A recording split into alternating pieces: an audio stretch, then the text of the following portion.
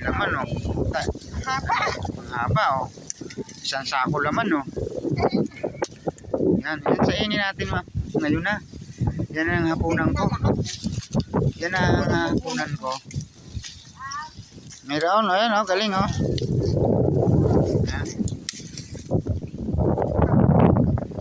Pa. Laki oh, mga idol oh.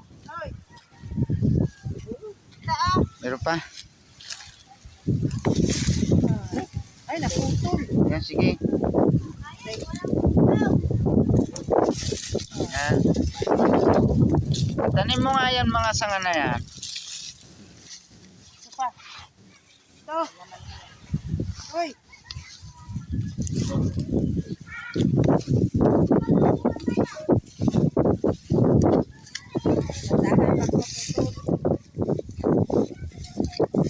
Gagain mo muna.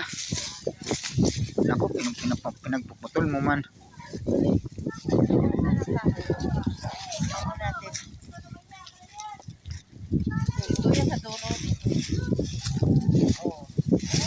Nasaan yung itak? Wala.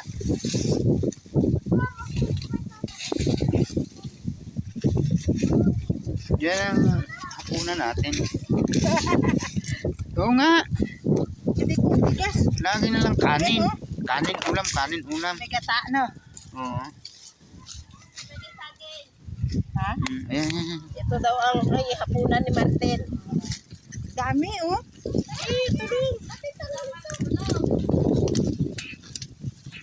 Puta.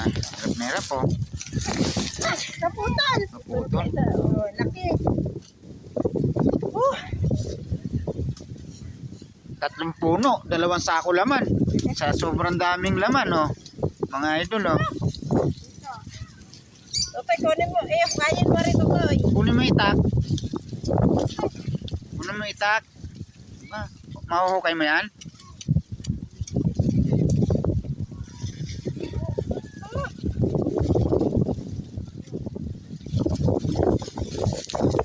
Yan, okay na. Saan pa yung itak? Kunin mo itak.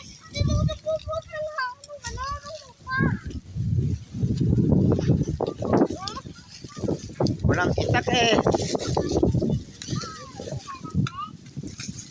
Dalhin natin doon yung ano. Gawin mo na dyan. Hindi, para puputol-putulin mo yung pantanim na ano. Hindi.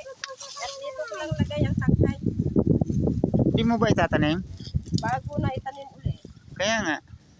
Dito muna yan. Lagay sa tabihan. Ito yung... Kunin mo yung itak kasi. Wala bang itak?